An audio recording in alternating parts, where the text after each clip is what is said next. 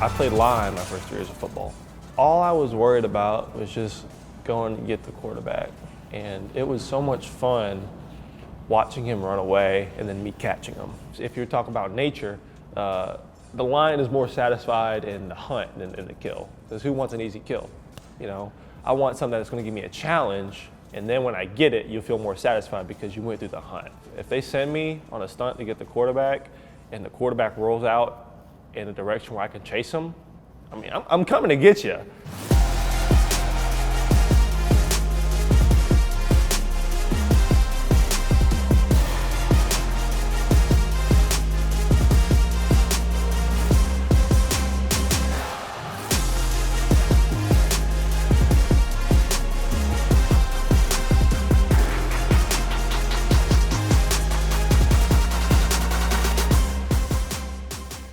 Thankfully, I got a little bit more ability than the guys around me, and then I capitalize on the work ethic. But if there's this guy talented and there's a guy just not talented, but the guy works harder than the guy who's talented, he's going to beat that guy. And that's the approach I had out there. Well, when I first got here, we played Mary Persons, and Mary Persons had Malik Herring at that point, and we had Jay Fromm, and we also had Trey Hill. So I was like, well, I mean, those guys don't look that much bigger than me. But then when I started seeing them play, I was like, oh crap, those guys are a lot bigger than me. I later told the head coach at the time, it's like, I greatly appreciate you not putting me in the game at that point. I wasn't ready yet. But after that game, I said, if I'm gonna play, I've got to be as big as these guys. And that's when I really got in the weight room and just said, I'm gonna have to bust my butt off.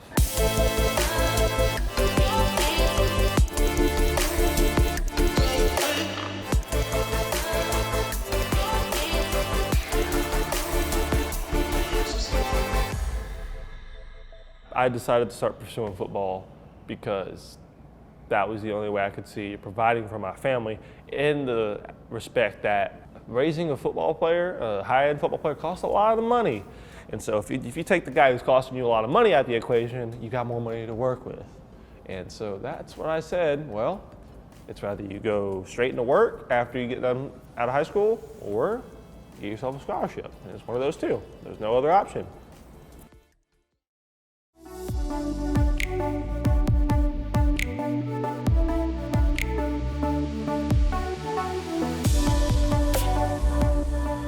If you're like me and you're the guy who gets walked up on by a recruit and says, hey, my name's Wesley Steiner, you met me before, I want to ask you again while you're trying to recruit this kid at a basketball game. Hope you remember me. I'm pretty sure you're going to remember that kid when you're trying to recruit another kid. It's like, this joker walked up on me. Who was that kid who walked up? Because he told me his name. Then you start those type of things.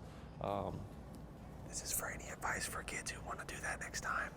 I was trying to put myself out there because at this point it was kind of between the sophomore and junior year phase where they picked up. I said, okay, if they think I'm good, I'm going to broadcast myself to say, hey, look at me, and then you can decide if I'm good or not. At the end of the day, you need those people who are going to work with you, improve you.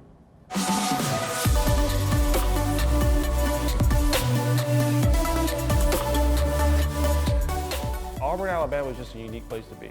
It's a very unique place to be, a very unique situation. Those people love Auburn. The phrase I've been told is, if you love Auburn, Auburn will love you back tenfold. And it's a very unique situation there, and it's something I can really appreciate, because that's what I kind of wanted. It's about changing. It's about helping others. That's part of it. Work hard, work. You know, that's like one of the first 3 lines of like the Auburn Creed. And Auburn creates like those values. Those are values I stand for.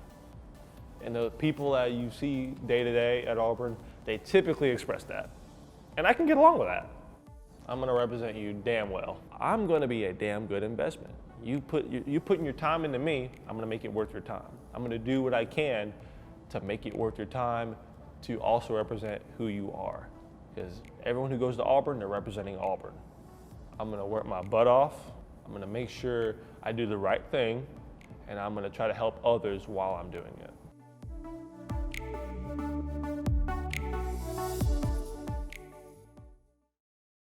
Brought to you by Alabama Beef Farmers and Ranchers.